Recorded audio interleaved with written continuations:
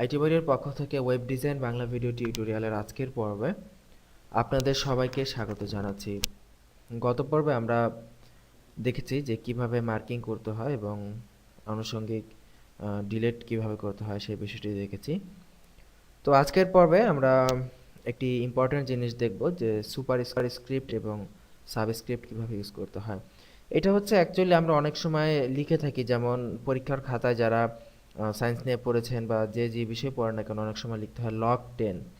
Log লেখাটা উপরে থাকে, নিচে ছোট করে লেখা থাকে 10।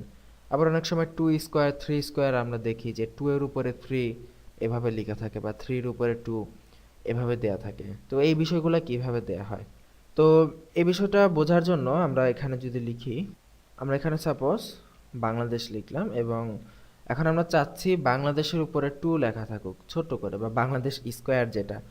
সো এটা করার জন্য আমাদেরকে এখানে দেখুন এসইউপি সুপারস্ক্রিপ্ট ইউজ করতেছি। সুপারস্ক্রিপ্টের মধ্যে আমরা যে কথাটা লিখব সেটা উপরে চলে যাবে। যদি আমরা সুপারস্ক্রিপ্ট দিয়ে 2 লিখি এখানে এবং যদি ব্রাউজারটা যদি রিফ্রেশ করি, দেখুন আমাদের বাংলাদেশ লেখাটার উপরে 2 চলে এসেছে। দ্যাট মিন্স বাংলাদেশ স্কোয়ার হয়ে গেছে। সো আমরা যদি এখানে 2 না লিখে যদি আমরা ঢাকা লিখে দেই তাহলে কি হবে? রিফ্রেশ করি, দেখব বাংলাদেশের উপরে ছোট্ট করে ঢাকা চলে এসেছে। এবং এই ঢাকাটা যদি আমরা নিচে লিখতে চাই তাহলে কি করব? সুপারস্ক্রিপ্টের পরিবর্তে আমরা এখানে জাস্ট এসইউপি এর পরিবর্তে এসইউবি লিখে দিব, সাবস্ক্রিপ্ট। তাহলে এই ঢাকাটা উপরে না এসে এটা নিচে চলে আসবে। এবং এখানে একটা জিনিস খেয়াল করুন যে আমরা কিন্তু এই লেখাগুলো লিখতেছি, এগুলো কিন্তু পাশাপাশি চলে এসেছে। এবং এটা যদি আমরা নিচে নামাতে চাই, দ্যাট মিন্স যদি একটি লাইন ব্রেক দিতে চাই, একটা লাইন থেকে আরেকটা লাইন যদি নিচে নামাতে চাই তাহলে কি করতে হবে? তাহলে আমাদেরকে এখানে একটি বিআর ট্যাগ ইউজ করতে হবে। বিআর এর মিনিং হচ্ছে লাইন ব্রেক ট্যাগ। দেখুন লাইন ব্রেক হয়ে গেছে, মানে একটার নিচে একটা নেমে গেছে। তো আমরা একটু এখানে অনেকের মনে কনফিউশন আসতে পারে যে আগের পর্বগুলোতে আমরা যখন প্যারাগ্রাফ লিখতাম, যেমন ধরুন আমরা যখন কোনো প্যারাগ্রাফ লিখি, সাপোজ মাই লাইন, দেখুন 2টা প্যারাগ্রাফ যদি লিখি তাহলে কি হয়?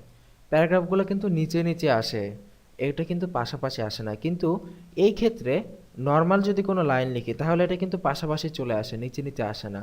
সো এটা কেন হয়? এটা হচ্ছে ব্লক লেভেল এলিমেন্টের জন্য। এটা নিয়ে পরবর্তীতে আমরা বিস্তারিত কথা বলবো। তো এখন আমরা এতটুকু জানি যে একটা লাইন থেকে আরেকটা লাইন যদি আমরা ব্রেক দিতে চাই তাহলে আমাদেরকে বিআর নামক একটি ট্যাগ আছে, যেটা লাইন ব্রেক ট্যাগ আমরা বলি, সেই ট্যাগটা ইউজ করতে হয়। এটা একটা সিঙ্গেল ট্যাগ এবং এইটাই কিন্তু আমরা ফার্স্ট এখানে সিঙ্গেল ট্যাগ ইউজ করলাম। সো বিআর ট্যাগের শেষে এরকম স্ল্যাশ সাইন দেওয়াও যায়, স্ল্যাশ সাইন নাও দেওয়া যায়, দুইটাই সঠিক। আমরা স্ল্যাশ দিয়েই ব্যবহার করব। সো দেখুন আমরা একটা লাইন থেকে একটা লাইন সেপারেট করে দিয়েছি এইভাবে।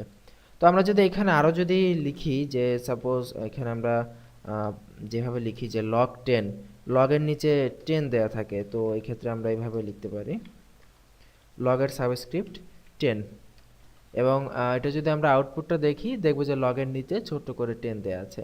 যদি আমরা লগের উপরে 2 চাই বা লগের উপরে 3 চাই তাহলে আমরা এখানে সুপারস্ক্রিপ্ট দিয়ে এখানে জাস্ট 3 লিখে দিতে পারি।